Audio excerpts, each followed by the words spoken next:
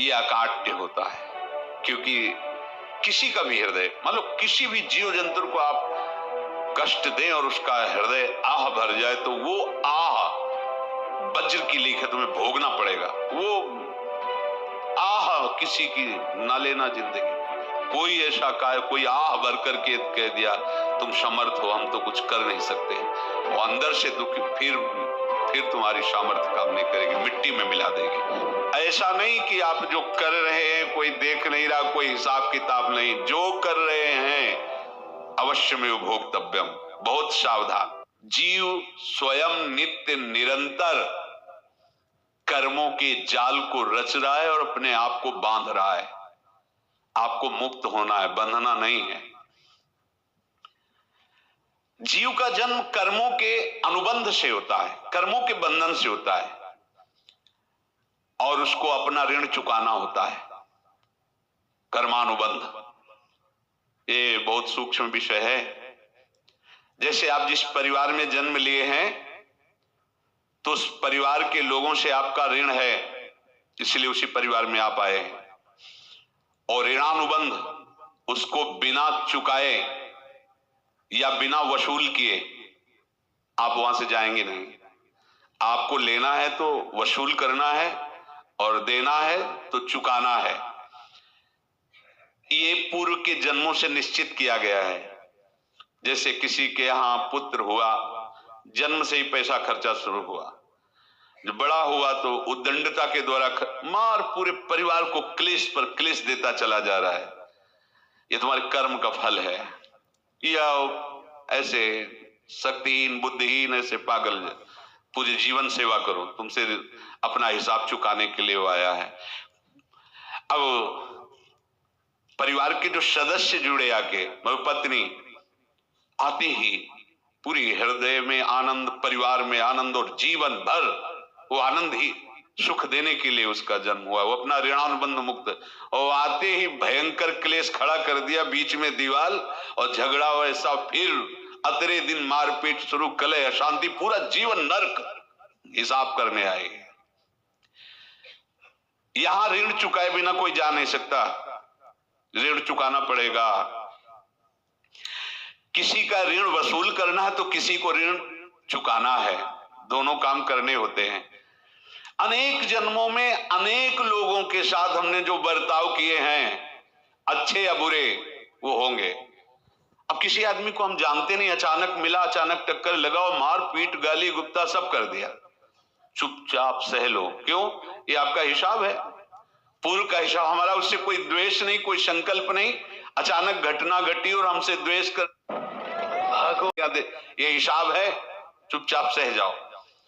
अपने घर का भाई ही भारी दुश्मन बन गया और क्लेश, हिसाब है।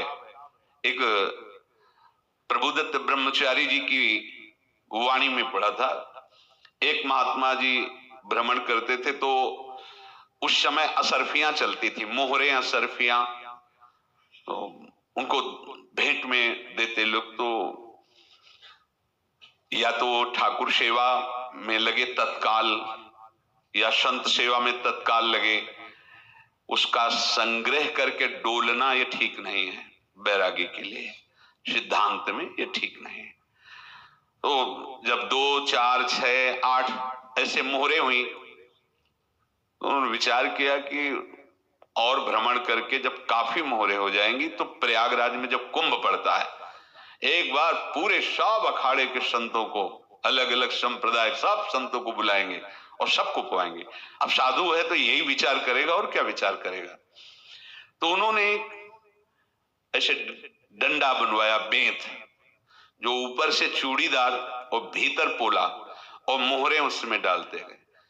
और भ्रमण, जहां जहां श्रद्धालु भगत थे सबके यहां जाना और इच्छा रखना कि एक मोहर तो दे दे दक्षिणा में। कामना कोई भी हो वो बांधती ही है, ध्यान रखना। इसीलिए प्रभु जो चाहे वो करे, अपनी चाह नहीं रखनी चाहिए, अपनी चाह प्रभु की चाह में मिला देनी चाहिए। इंतजार करते रहे, जब प्रयाग का कुंभ पड़ा तो चले। तो रास्ते में एक गांव में पूछा जाता है जैसे कहीं रुको कि कोई श्रद्धालु ऐसा है जो संत सेवी है, तो कुछ लोगों ने बताया हाँ एक परिवार है बहुत संत सेवी है और आपको मिलाते हैं उनसे। आइए महाराज घर में रुका, खूब अच्छा हलवा पूड़ी पवाया और जो घर के मालिक थे चरण दबाए। चरण दबाते दबाते उनकी दृष्टि पड़ी उस डंडे पे, उनका इतना मोटा और ऊपर से कुछ चूड़ी सी भी नजर आ रही, इस डंडे में तो कोई रहस्य है ही है। अब महात्मा जी को खवा पिला के सुला दिया। महात्मा जी जब सो गए तो पत्नी से धीरे से कहा वो डंडा लाओ बाबा जी का डंडा। और वो चूड़ीदार जो ही खोला पलटाया तो सैकड़ों मोहरे। ऐसे संत रोज पधारे भगवान, तुम आनंद हो जाए फिर क्या। पत्नी से कहा नाप के कंकड़ लाओ। अब वो तो महात्मा जी तो खाए खीर पूड़ी आराम से सो रहे। रात में पूरी प्लानिंग करके उसमें कंकड़ भर के चूड़ी लगाकर सिराने रख दिया, सारी मोहरें हटा ली। महात्मा जी आराम से छड़ी उठाए तो वजन पक्का। वैसे बड़े लोग चतुर होते हैं पर ये नहीं जानते कि कर्म कितना भयानक होता है। और उनकी कोई संतान नहीं थी पर धन में इतना प्रेम उनको था। बहुत सावधान साधु महात्माओं के पास जो अर्थ है, गृहस्थी अगर आता वहीं से है पर अगर उसको जोर जबरदस्ती या किसी छल कपट से तो वो उसका विनाश ही करता है। आज तक का प्रमाण है। अब उनको ये भाव पता नहीं होगा या पता होगा तो लोभ के कारण वो उसको मान नहीं पाए होंगे। महात्मा जी गए प्रयाग में, किसी अखाड़े पर रुके और वहां प्रार्थना की कि कल जो है संपूर्ण अखाड़ों का निमंत्रण किया जाए और सब संतों को भोग पवाया जाए और उनको दक्षिणा भी दी जाए। महंत ने सोचा कि बहुत बड़ा है तो उत्सव है, क्योंकि प्रयाग में कितने हजारों संत महात्मा सब। उनका महाराज बोरों इसमें चीनी और टीनों घी लगेगा, सब व्यवस्था। बोले आप मंगाइए, एक एक हिसाब हम करेंगे, हमारे पास सब व्यवस्था है। बोले कुछ तो पहले दे दो, वो इकट्ठे देंगे हम। उनको था कि अगर हम छड़ी खोला और दो चार मोहरे दी, किसी को पता लग गया तो गड़बड़ हो सकती। बोले हम भंडारे के समय आखिरी में सब कुछ आपको दे देंगे। ठीक है। वो अपने पास से पैसे लगाकर खूब जितना सामग्री सब लाए लाखों की और सब संतों को निमंत्रण कर दिया। संत जन निमंत्रित हो गए, भंडारा बन रहा है। तब वहां के महंत है और उनका देखो भंडारा भी बन रहा है, संतों को निमंत्रण। अब आप अर्थ की व्यवस्था कीजिए, क्योंकि इतनी बड़ी हमारी सामर्थ्य नहीं थी जितना हमने किसी तरह हमने व्यवस्था की। अब मुझे अर्थ चाहिए, तभी आगे की व्यवस्था बढ़ेगी। संतों को दक्षिणा देंगे और जिनसे अर्थ लिया उनको दे। देखो रसोई बन गई है सब। उनका छत में विश्वास नहीं तो अभी चूड़ी खोली, उनको तो था ना कि मोहरे हैं कंकड़। तो जैसे कितना उनको सदमा लगा होगा, हजारों संतों का निमंत्रण, रसोई बन, तो संत हो के छल कपट। तो उनका महाराज आपने तो हमारा नाश कर दिया, जो महंत थे। अब बताओ रसोई बन गई, संत निमंत्रित हो गए और आप ये कंकड़ दिखा रहे हैं हमको। आपने तो हमें बर्बाद कर दिया, हमारी इतनी सामर्थ्य नहीं थी, आप पहले बता देते। संत होकर ऐसा छल कपट। अब वो बोले तो क्या बोले, क्योंकि उनको पता था कि मोहरे हैं इसमें। अंदर से उनका चिंतन गया उसी सेठ के पास, अच्छा ऐसा धोखा हमारे साथ किया, भोगोगे तुम। ये जो निकलता है ना भोगोगे, ये अकाट्य होता है।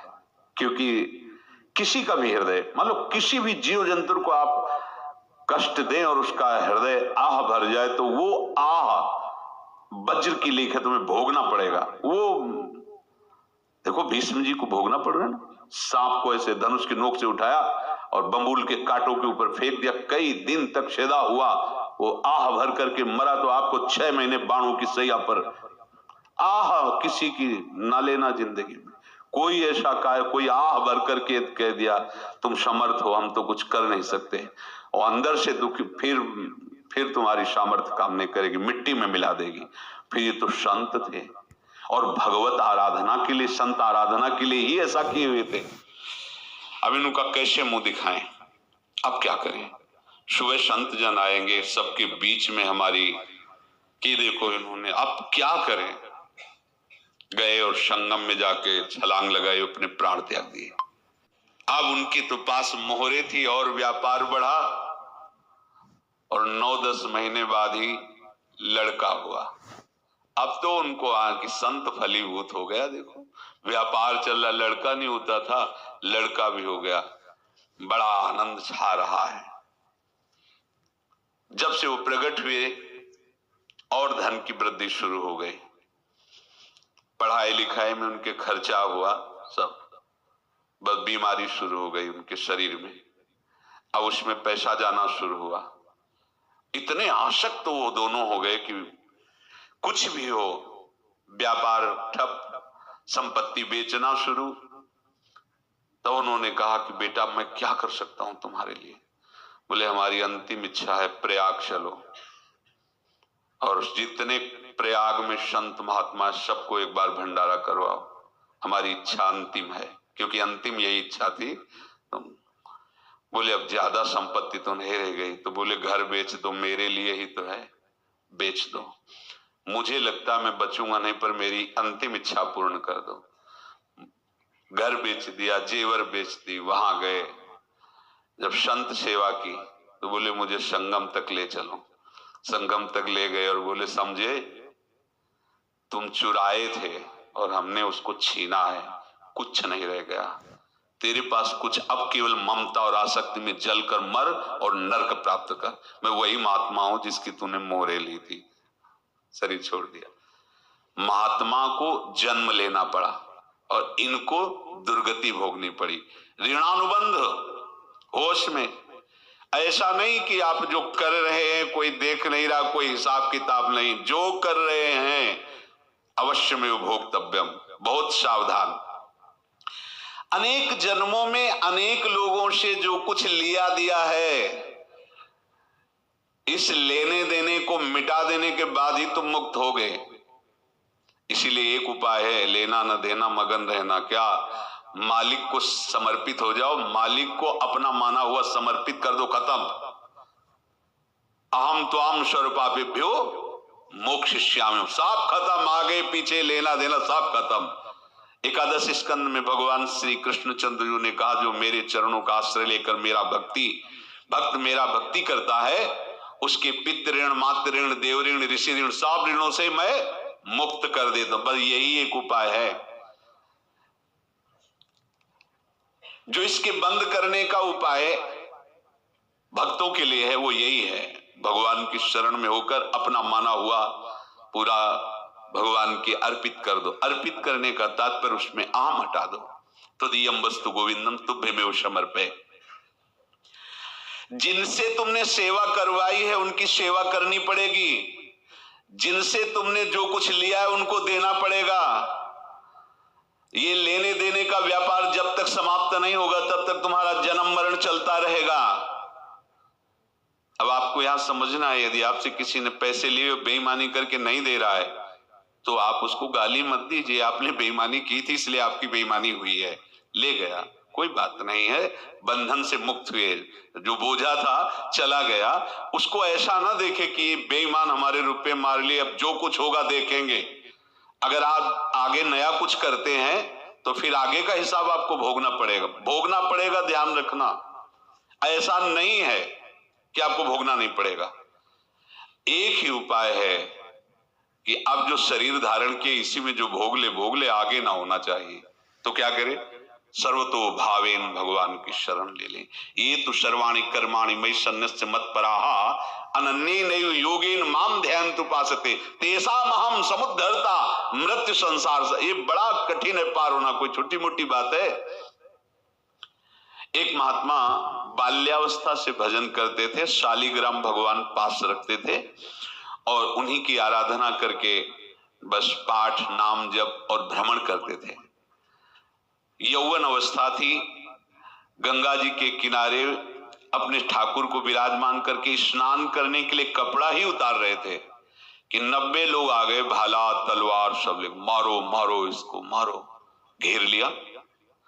तो उन्होंने हाथ जोड़कर कहा, हमने क्या अपराध किया, कोई सुन ही नहीं रहा। तो उन्होंने कहा, मार तो डालोगे ही आप 90 लोग, हम कोई अस्त्र शस्त्र तो लिए नहीं, एक बार हमें गंगा में डुबकी लगा देने दो और अपने ठाकुर को स्नान। और अंदर से प्रार्थना की, प्रभु ये क्या लीला है आपकी, आपके सिवा मेरा कोई है नहीं और ये मुझे मारना चाहते हैं। तो भगवान ने जानते हो क्या कहा उनके अंतर में, तुम मेरे में ध्यानस्थ हो करके शरीर को छोड़ो, ये लोग मारेंगे। ये मेरे भजन का फल है कि तुम्हें 90 जन्म नहीं लेना पड़ेगा, एक ही जन्म में 90 मिलके, तुमने 90 हिंसा की थी पूर्व में, तो तुम्हें 90 बार जन्म लेना होता और एक एक करके मारते। ये मेरे भजन का प्रताप है कि एक बार में ही 90 का हिसाब हो जाएगा।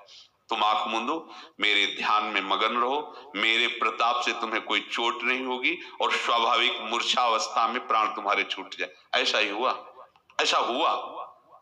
तो ये बात समझ लो कि ये जो कर्मानुबंध है, ऋणानुबंध है। अब देखो, अगर शाप महात्माओं ने दिया कि तुम्हारे वंश का इससे विनाश होगा, तो भगवान भी परम धाम जा रहे तो उसी कील से, बाण की नोक में जो मछली लील गई थी, छोटा कण, उसी से की नोक बनाई और उसी नोक को प्रहार किया, भगवान के श्री चरण में वही बाण की नोक लगी और भगवान स्वीकार किया ना। भगवान का बड़ा लीला विचित्र है। अगर छुप करके उधर रामावतार में बात, तो इधर ऐसे स्वीकार किया है भगवान ने। ऐसा कहीं नहीं दिखाया कि मैं भगवान हूं तो मैं अपने लिए, ऐसा नहीं दिखाया। नारद जी का हित किया पर नारद जी ने शाप दिया तो भगवान ने स्वीकार किया। बंदरों ने ही सहायता की, जैसा बोले थे वैसा। ये लीला इस शरीर में भोगनी पड़ेगी। हाँ,